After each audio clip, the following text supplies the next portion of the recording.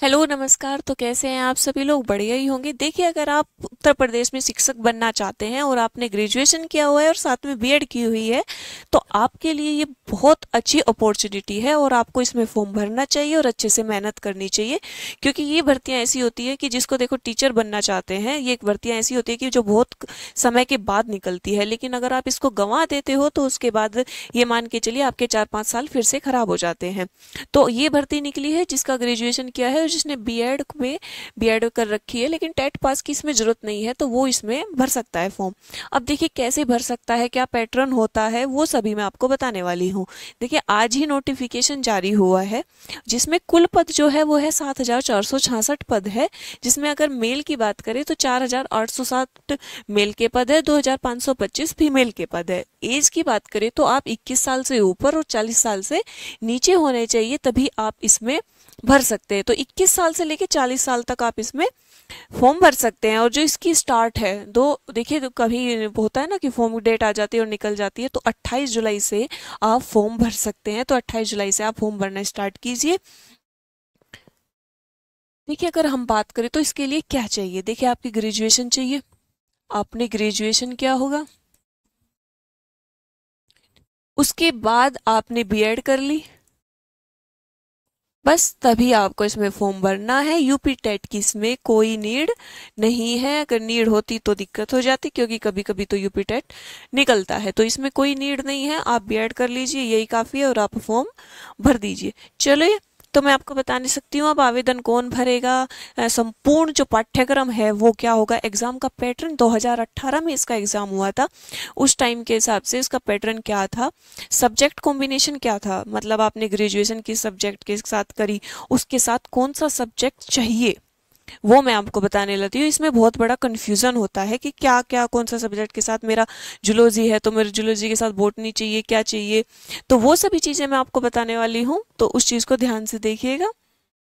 चलिए, सबसे पहले एग्जाम पैटर्न की हम बात कर लेते हैं कि जो एग्जाम है वो कैसे कैसे होता है। देखिए, ये जो पेपर फर्स्ट और पेपर टू, इसमें प्री होता है और मेंस होता है। अगर हम बात करें प्री की, तो प्री में आपकी आती है जीएस, और जिस सब्जेक्ट के साथ आपने ग्रेजुएशन किया है वो सब्जेक्ट आएगा। ठीक है, अगर जीएस की बात करें तो देखिए टोटल जो पेपर है वो 150 मार्क्स का आता है। ठीक है, 150 मार्क्स का आता है, और इसमें नेगेटिव मार्किंग है। क्या है? Negative marking. नेगेटिव मार्किंग है, इस चीज़ का ध्यान रखिए, नेगेटिव मार्किंग है। कभी पता लगे जाके बस भर दो, आप तुक्के लगाना शुरू कर दो। तो 150 मार्क्स का आपका पेपर फर्स्ट होगा। उसके बाद जो इसमें जीएस आती है वो आपकी 30 मार्क्स की जीएस आती है। कितने मार्क्स की?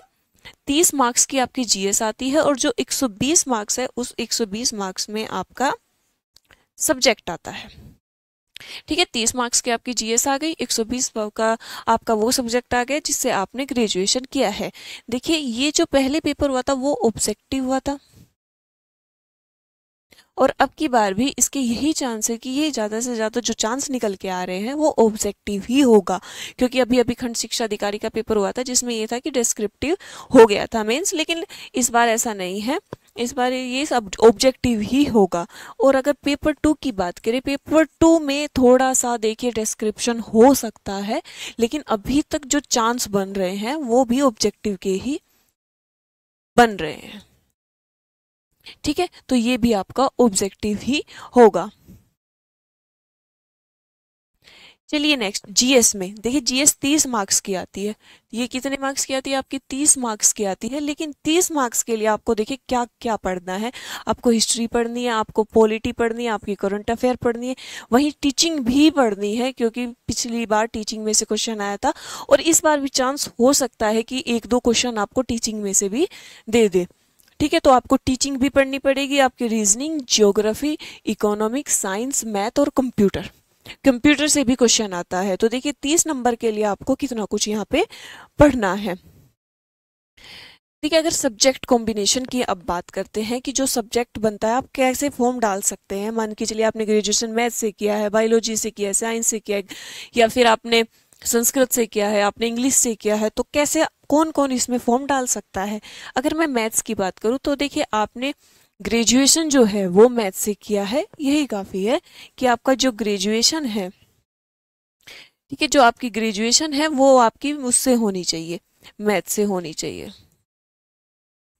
ठीक है, मैथ से होनी चाहिए, तो मैथ्स वाले इसमें फॉर्म भर देना, आपका पेपर हो जाएगा। अगर मैं बात करूँ साइंस की, देखिए साइंस में दो चीज़ें होती है, साइंस में बायोलॉजी और एक साइंस।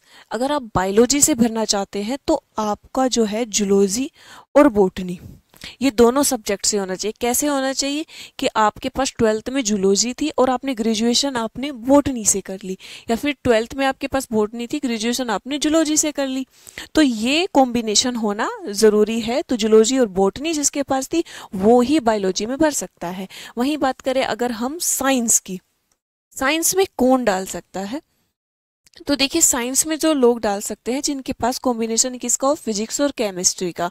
अगर आपने फिजिक्स से ग्रेजुएशन कर लियो लेकिन केमिस्ट्री आपके पास 12th में थी, वहीं आपसे केमिस्ट्री से आपने ग्रेजुएशन कर लियो लेकिन फिजिक्स आपके पास 12th में थी, तो वो लोग इसमें साइंस में फॉर्म डाल सकते हैं। ठीक है, वहीं अगर बात करें हम सोशल की, देखिए सामाजिक विज्ञान की बात करें तो सामाजिक विज्ञान में क्या होता है, हिस्ट्री होती है, पॉलिटी होती है, ज्योग्राफी होती है, इकोनॉमी होती है, ये चार होती है। इन चारों से आपने मान के चलिए आपने हिस्ट्री कर ली, हिस्ट्री आपके पास 12th में थी और ग्रेजुएशन आपने कर ली पॉलिटी से, या फिर पॉलिटी आपके पास 12th में थी, हिस्ट्री कर ली आपने ग्रेजुएशन में, वही वैसा ही ज्योग्राफी के साथ। ठीक है, हिस्ट्री थी आपके पास 12th में, ज्योग्राफी से ग्रेजुएशन कर लिया, या फिर ज्योग्राफी आपके पास 12th में थी, हिस्ट्री से ग्रेजुएशन कर लिया, सेम ऐसे ही इन दोनों, मतलब इनमें से कोई भी दो उठा लीजिए, वो होने चाहिए, तो वो फॉर्म भर सकते हैं किसमें, सोशल, सामाजिक विज्ञान में। ठीक है, ये आपके समझ में आ गया होगा। अगर हम आगे की बात करें हिंदी और संस्कृत की, देखिए अगर आप हिंदी से डालना चाहते हैं पेपर तो आपका 12th में संस्कृत होना चाहिए। ठीक है, हिंदी में आप तभी डाल पाएंगे जब आपके पास 12th में संस्कृत होगी, तो तभी डाल पाएंगे जब आपके पास 12th में संस्कृत होगी, तो आप हिंदी से डाल सकते हैं। इंग्लिश की बात करें तो वही आपने ग्रेजुएशन जो है वो उससे कर ली है, इंग्लिश से। ठीक है, संस्कृत की बात करें तो वही ग्रेजुएशन आपने संस्कृत से कर ली है, तो आप संस्कृत सब्जेक्ट के साथ इस फॉर्म को डाल सकते हैं। ठीक है, तो ये आपका कॉम्बिनेशन हो गया, और इसमें यूपी टेट की जरूरत नहीं है, क्योंकि बहुत बच्चे बार बार पूछते हैं कि यूपी टेट की जरूरत है कि नहीं है। देखिए ये भर्ती जो है आपकी वो कम से कम 7 से 8 साल 2018 में आई थी, उसके बाद ये भर्ती अब आई है। तो देखो ऐसी बार बार अपॉर्चुनिटी नहीं मिलती है, तो आप अपना 100% दीजिए, क्योंकि 100% देना भी पड़ेगा, उसका बिना आपका पास कोई चारा नहीं है, पढ़ना ही पड़ेगा, क्योंकि शिक्षक भर्ती वैसे ही काफ़ी टाइम के बाद निकलती है, और ये निकली है, तो इस मौके का फ़ायदा उठाइए, इस मौके को जाने मत दीजिए। धन्यवाद। हो गई।